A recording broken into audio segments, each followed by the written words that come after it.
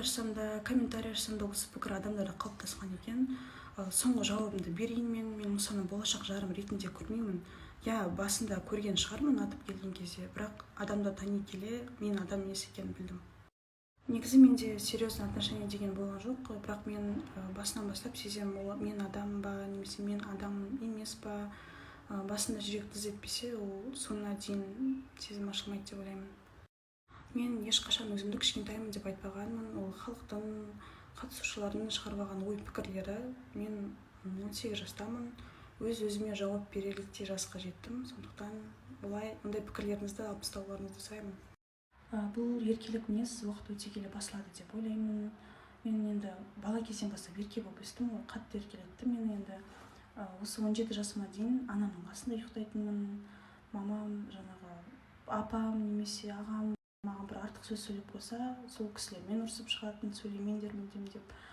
Өзі ұрсып алады да, артынан келіп өзі кешірім сұрайтын, хотя мен кінәлі болсам да. Сол қасиеттер, сол мінез бойымда әлі қалып қалған, бірақ уақыт өте келе кетеді деп ойлаймын. Менде өкініш бір нәрсеге ғана, анамның көзі тірі кезінде поддержкасын бермегеніме, сыйламағаныма, бір айтсам екен, жақсы көрем деп жиі айтпағаныма қатты өкінішім бар. Алдыңғы стористе айта кеткендей, қырсықтық әрбір адам бойында бар, бірақ өзіме ол қасиет ұнамайды. Осы қырсықтығымның, еркелігімнің, мінезімнің кесірінен қасымнан көп адам табыла бермейді. Көп адамның жазып жатқан жауабы шынайысын, ақ көңілсін, жаңағы вернаясын, однолюбсің деп жатыр. Ол қасиеттерді бағалай білетін адам болса, ол адамның сезімі ешқашан өшпейді және де өмір бойы адал болып өтеді. Не ұнамайды деген сұрақтардың жауаптары бәрі бірдей, сондықтан 3-4-еуіне ғана жауап бердім.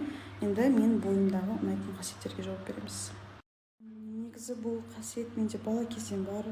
Жаңағы мамам, немесе әжем, ағам біреу ұрыс бергенде ренжіп қалып, огородқа барып отырып, бір 5 минуттан кейін қайтып келетін, дым болмағанда сөйлесе беретін.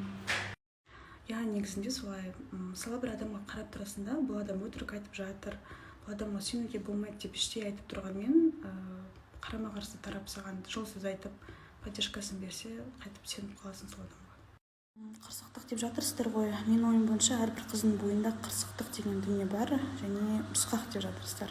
Мен енді 24-те 7 сағат ұрысып жүрмеймін ғой. Когда провоцируют, сол кезде ұрсамын, мен де ойланбай сөйлеймін, келісемін.